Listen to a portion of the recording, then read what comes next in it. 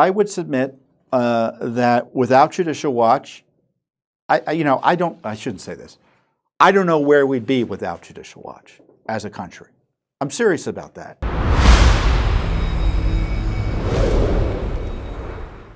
So Judicial Watch files litigation. Those of you who don't follow Judicial Watch, we are a government watchdog group. We're an educational foundation. And we educate the public by exposing what the government's up to, putting it out there, using litigation to expose what the government's up to, and hopefully stop the government from engaging in government corruption and abuse. So we help whistleblowers, we help victims of government misconduct, we protect the civil rights of American citizens. I would say Judicial Watch is America's #1 civil rights watchdog group because the left is anti-civil rights. There used to be groups that supposedly were in favor of civil rights. They've abandoned that. And one of your core rights is the right to vote, right? And I would submit the right to vote is contingent on ensuring that your elections are honest, right? Because if your elections aren't honest, your right can be easily negated by illegal voting, or you're less likely to participate in the system and no one's going to think the elections have any meaning or merit because they think they're too easily rigged because the rules are allow for the potential of fraud. You don't have to have actual fraud. You can have potential of fraud to undo elections in terms of having them, having the results be respected by the populace. If people think elections are rigged, that's terrible.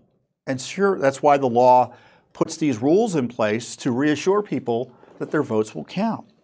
And one of the rules that have been put in place is that the states need to take reasonable steps to clean up the rolls under the National Voter Registration Act.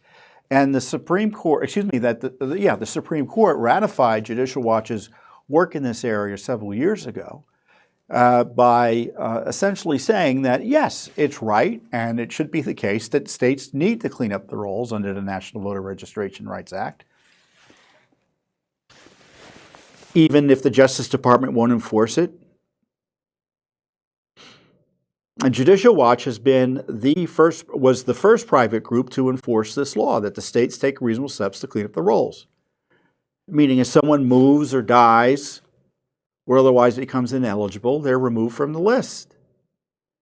And one of our biggest victories, and this is my time to go through some of the most significant fines and litigation successes in 2023 by your Judicial Watch, is the news based on Judicial Watch litigation that Los Angeles County confirmed the removal of 1.2 million ineligible voters from the rolls there.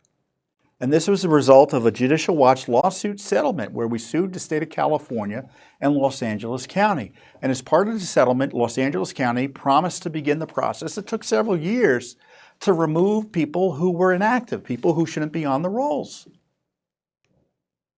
And they confirmed in black and white. We looked at the documents, so we didn't just trust them. We did some due diligence to ensure that the numbers were correct. And they confirmed under the terms of the settlement, they met the terms of the settlement, that 1.2 million ineligible voters were removed from the rolls under the terms of a settlement agreement that we filed in 2017. So it took 5 years for us to get that full success. Under the terms of the settlement agreement, Los Angeles County sent almost 1.6 million address confirmation notices in 2019 to voters listed as inactive on its voter rolls. And essentially, if they don't respond or don't vote for 2 federal election cycles, they're supposed to be removed. In fact, some of these names, half of them at least, hadn't voted in the last 10 years. And the problem with having people on the rolls who aren't there anymore, that's obviously a pool from which fraudsters can dip, or from which fraudsters can draw.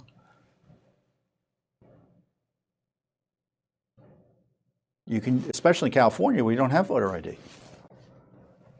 And the mail-in ballots and such just make the situation worse, in my view. So part of cleaner elections is one of the necessities of ensuring cleaner elections is making sure the rolls are clean. Dirty voting rolls can mean dirty elections. It's simple. Does it mean that elections will be perfect as a result? No, but they will be cleaner as a result. So this was a long overdue voter roll cleanup in California. I mean, they allowed 20% of their rolls to get dirty. And now they're cleaner. Now there's more work to do in California. We're doing that. But this was a big victory for 2023. Shocking number.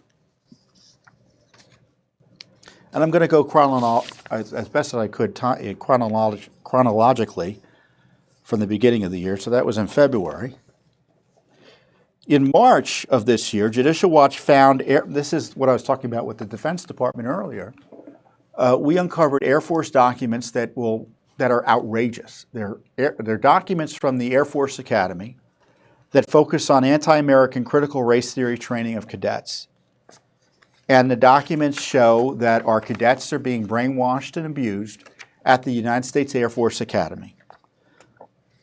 We sued for these records. I think we sued with a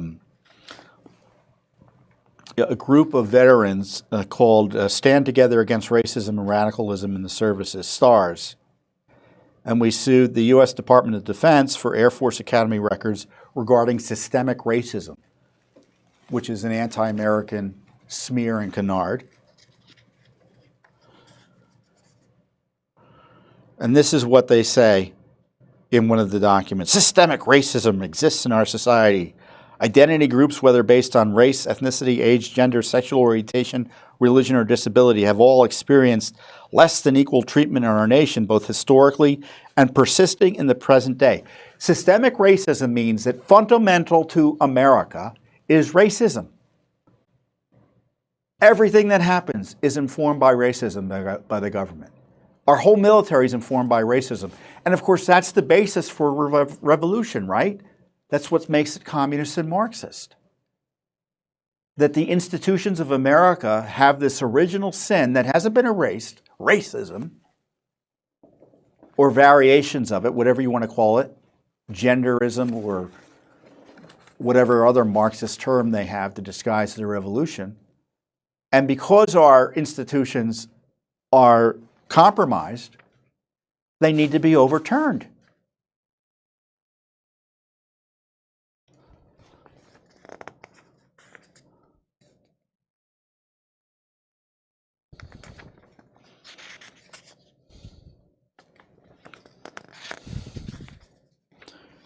So this is a terrible development in our, by the way, not only in the Air Force Academy, we've uncovered similar attacks on our system, on our military, at the Air Force Academy and at the Naval Academy. And, at West Point and the Naval Academy. So our rising leadership of our military is being force-fed this anti-American Marxist propaganda. And Judicial Watch is uncovering it.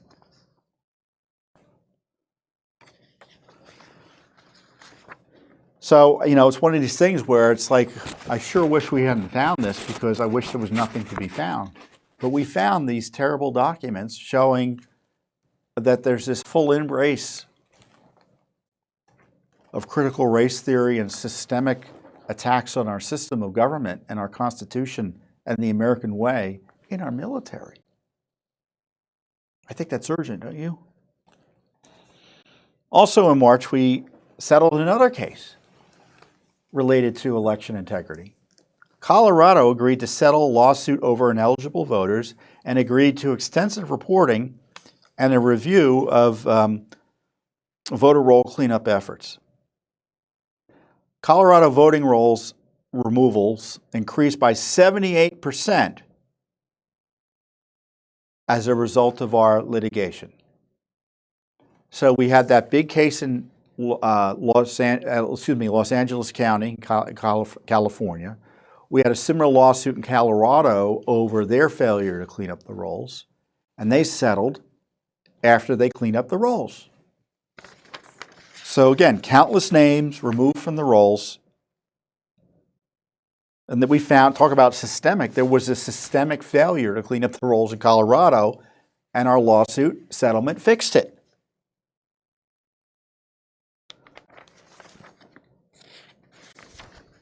Coming on the heels of a massive voter roll cleanup in California, thanks to our lawsuit, this settlement agreement is a major victory for all Colorado voters. Cleaner voter rolls mean cleaner elections. So California, so this year saw a big cleanup in California and a big cleanup in Colorado. And there's more to come. I'll talk to you about that. So another major development this year was the exposure of gain-of-function research details that will completely knock your socks off in China by the Fauci regime. This is the headline in April. Records show funding for EcoHealth, Wuhan Institute research to create coronavirus mutants. Mutants. Now, it's funny. Well, I shouldn't say it's funny. But when we've been talking about the gain-of-function controversy, right? And what is the controversy? That the United States was funding gain-of-function research in Wuhan. They knew it was gain-of-function research. They allowed it to continue. And many are suspicious that the gain-of-function technique, either we trained them in through this funding process and programs and partnerships, or more directly through the actual program itself, resulted in the creation of the coronavirus, COVID. Now, do we know for sure gain-of-function created COVID? No.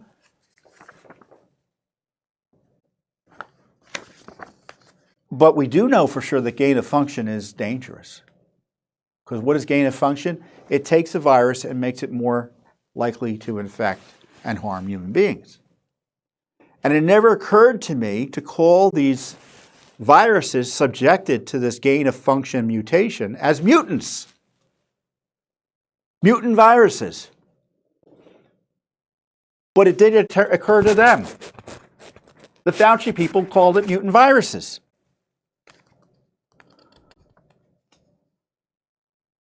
We found 552 pages of records from the U.S. Department of Health and Human Services that include the initial grant application and annual reports to NIH.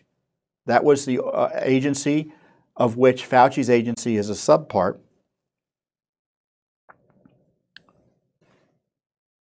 Involving the EcoHealth Alliance, which was the nonprofit through which this money was funneled to China, Wuhan, etc., describing the aim of its work with the Wuhan Institute of Virology in China to create mutant viruses to, quote, better predict the capacity of our COVIDs to infect people.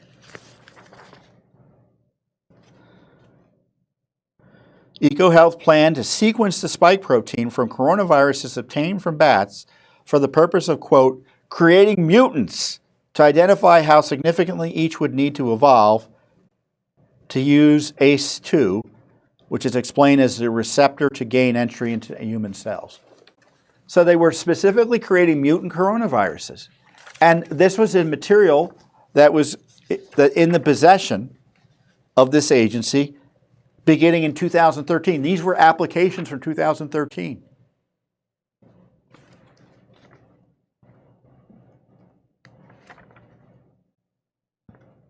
So if you're looking for a smoking gun, here you have it. And there's so much else. There's so much other material here. We'll have the release link below. But virtually everything we know about COVID and the Wuhan Institute and coronavirus research and gain-of-function research, and in large measure a lot of the vaccine controversies, is the result of Judicial Watch's FOIA litigation. So if you want to know why Fauci should be subject to criminal inquiries, it's because of documents that Judicial Watch has uncovered, where we confirm they were using your tax dollars to create mutant coronaviruses in China.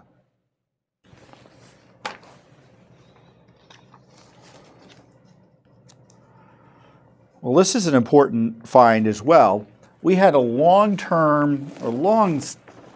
big long fight with Qatar.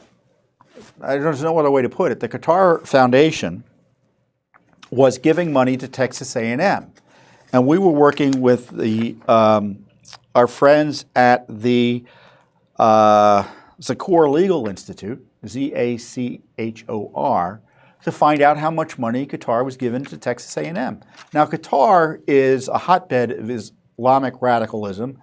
It's been in the news a lot recently because that's where Hamas's political leadership is hanging out. I mean, Qatar is a notorious supporter of terrorism. We got a big base there too, which makes it doubly uncomfortable for the United States. But they've been pouring money into the American higher education for reasons that I think would be quite obvious to anyone. Why would they be pouring money, right? You know why they're doing it. And they intervened in our FOIA lawsuit for Zacor Legal Institute to get the detail of how much money they were giving Texas A&M. I think Texas A&M I think they even set up a campus in Qatar.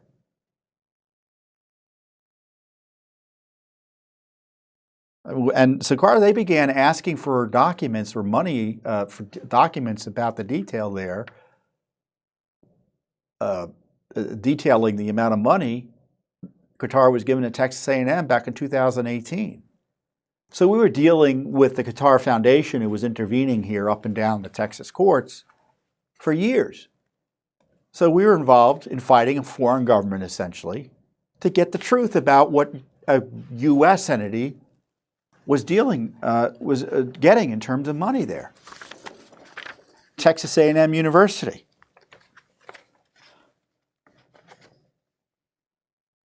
And guess how much it was? $500 million. $500 million. We uncovered Qatar had given Texas A&M $500 million.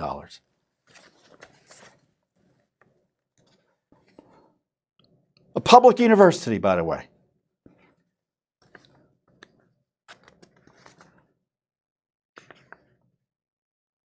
As I said at the time, now we know why terrorist-linked Qatar has fought us in court to hide its financial support for Texas A&M.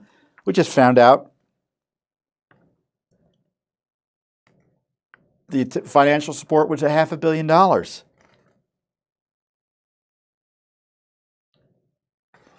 So that was a big victory.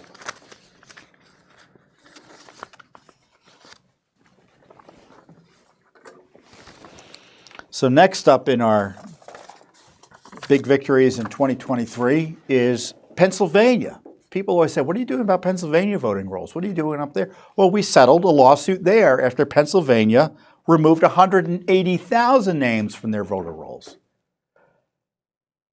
This is from May of this year. Pennsylvania admitted in court filings it removed 178,258 ineligible registrations in response to communications from Judicial Watch.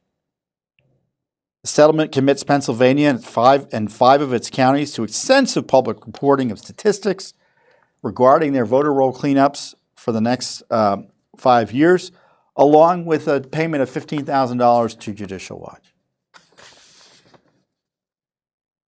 The 5 counties were Luzerne, Cumberland, Washington, Indiana, and Carbon County. And obviously it applies statewide in the sense that, all the other counties are on notice. So we're going to be able to get the numbers to ensure they're cleaning up the rolls. They've already cleaned up the rolls in response to our litigation, we argue. In fact, when we first sued, they said, oh, no, Judicial Watch is wrong.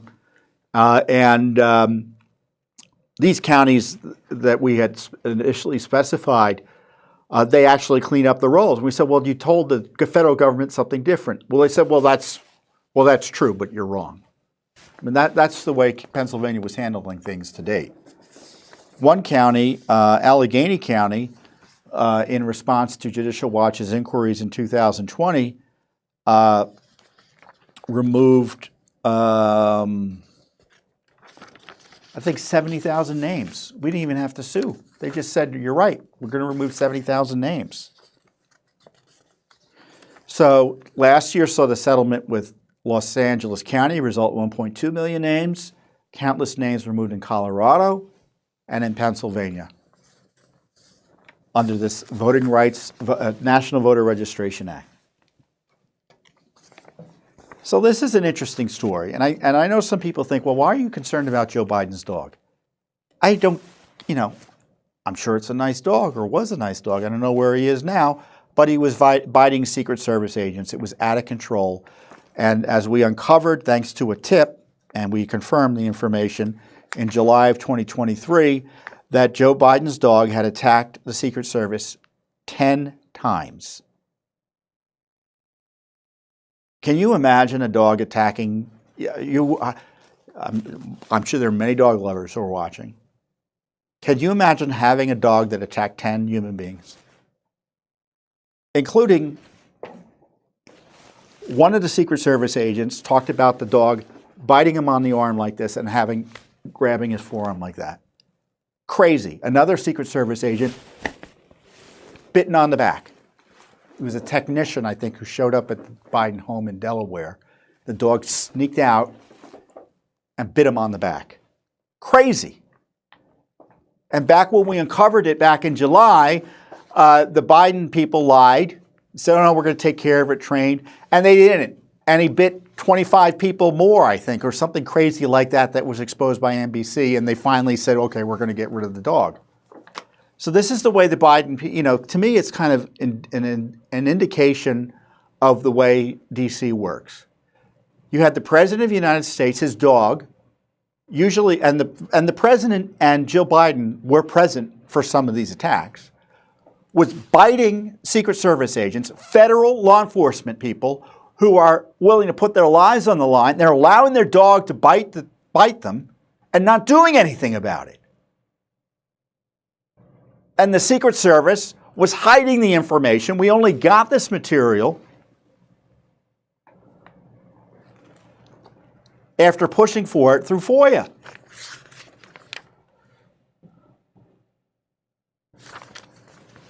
Federal lawsuit. So the Secret Service wasn't protecting their people. The Biden regime wasn't protecting their people. And of course, this is not the first instance in 2023 of the Secret Service of evidence of the Secret Service being misused for political purposes or being abused. Remember the cocaine investigation by the Secret Service where they, quote, couldn't figure out who left the cocaine in the White House? Or the Secret Service potentially taking care of Hunter with that gun craziness where he threw the gun, or his girlfriend threw the gun in the dumpster and the Secret Service reportedly intervened some way?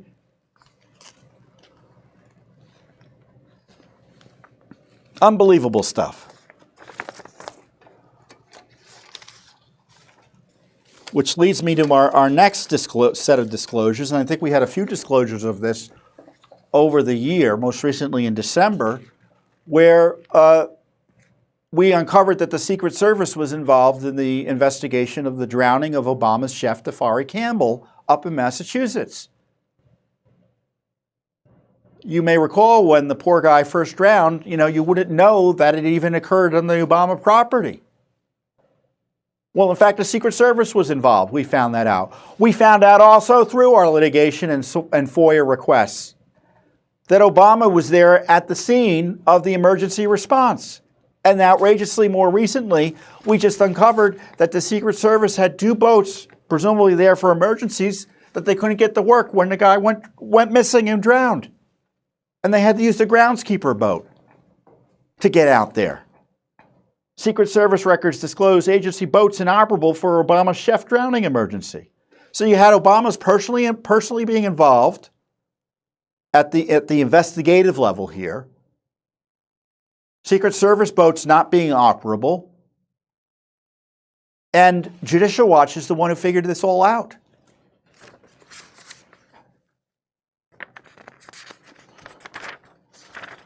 All in 2023. Now, the big news this year has been the exposure of one of the big revelations this year has been the confirmation of the corrupted Justice Department investigations into Joe and Hunter Biden. The IRS whistleblowers stepping forward and saying that the investigation was obstructed. Leads weren't allowed to be followed because they were going towards Joe and other members of the Biden family. And finally, when they had a sweetheart plea deal they brought before a federal judge, the federal judge blew it up by asking some basic questions about what the heck's going on here. I've never seen anything like this before in my life or in the history of law.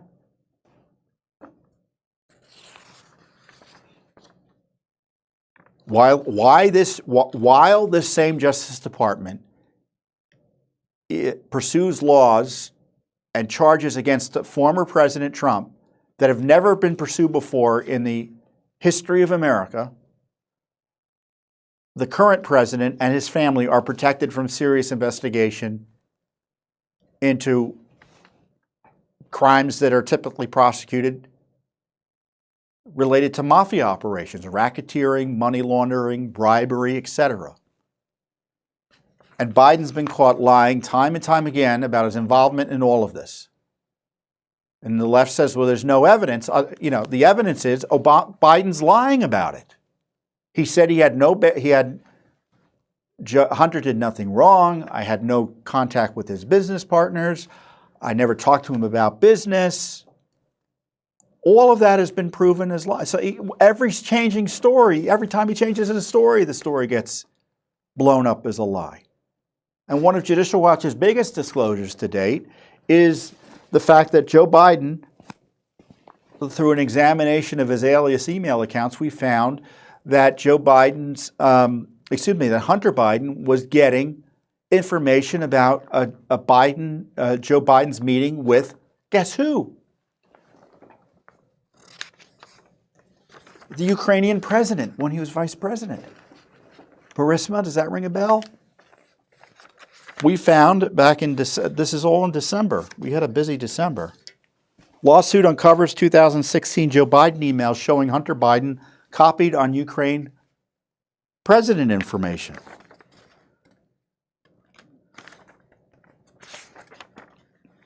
The email with the subject line Friday schedule cards was sent by John S. Flynn, who was Joe Biden's assistant at the time.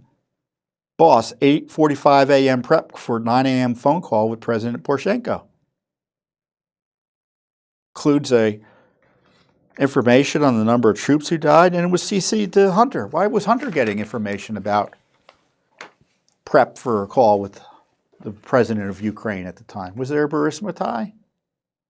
And this, again, was uncovered thanks to Judicial Watch FOIA litigation.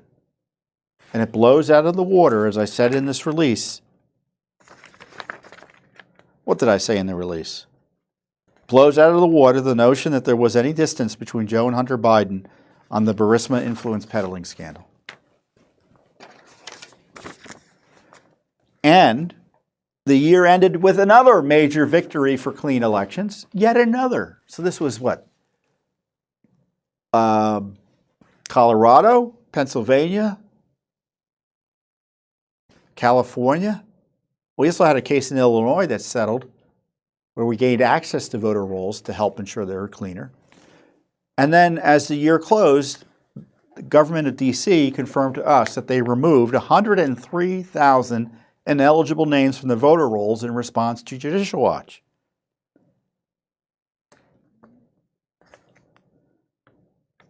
They've already removed 65,000, and they said they're removing 38,000, so it's going to be 103. And I think that's like 15% of the list. I mean, D.C. is a relatively small jurisdiction here. And there are at least 73,000 more who are inactive and subject to removal. To repeat, the federal law requires states to conduct a general program that makes a reasonable effort to remove from the official voter rolls the name of ineligible voters who have died or changed residence. The law requires registrations to be canceled when voters fail to respond to address confirmation notices and then fail to vote in the next two general federal elections.